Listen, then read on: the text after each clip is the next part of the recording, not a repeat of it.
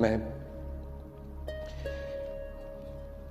कैदी number 786 jail की सलाखों से बाहर देखता हूं।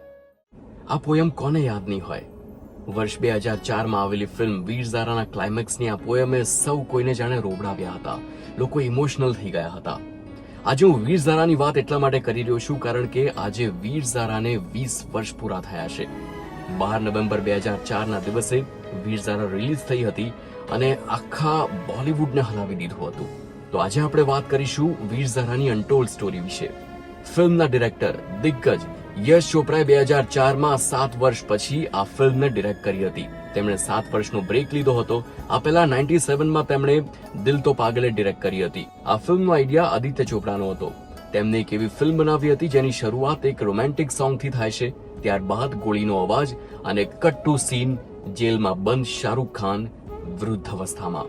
આ ફિલ્મનો સીન જ્યારે તેમણે પિતા યશ ચોપરાને સંભળાવ્યો તો તે એટલા ખુશ થઈ ગયા અને તરત જ હા પાડી દીધી. શાહરૂખ ખાન આમ ચિલ માણસ છે, મજાકી સ્વભાવના, અને તે સેટ પર પણ એવી જ રીતે રહેતા હોય છે.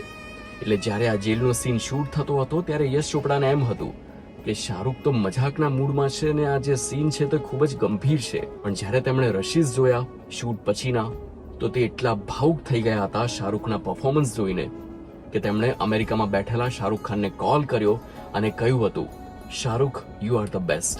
શરૂઆતમાં મેં જે પોયમ આપને સંભળાવી, મેં કેદી નંબર 786, આ પોયમ ખુદ આદિત્ય ચોપરાએ લખી છે. પણ પહેલા આ પોયમ નહીં પણ એક સ્પીચ આવવાની હતી જે ખુદ શાહરૂખ ખાન ક્લાઇમેક્સમાં બોલવાના હતા.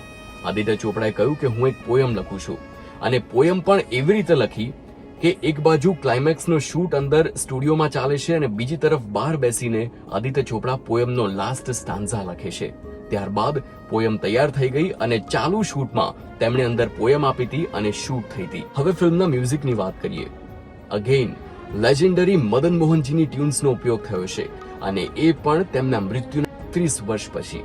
તેમની જે અનયુઝડ ટ્યુન્સ હતી તેને રીક્રિએટ કરી તેમના જ પુત્ર સંજીવ કોહલીએ, અને જે તમામ સોંગ્સ છે દો પલ તેરે લીએ, તમામ સોંગ્સ તમામમાં મદન મોહનજીની ટ્યુન્સનો ઉપયોગ થયો હતો. ફિલ્મના તમામ સોંગ્સ લતા મંગેશકરે ગાયા છે અને એ પણ 75 વર્ષની ઉંમરે.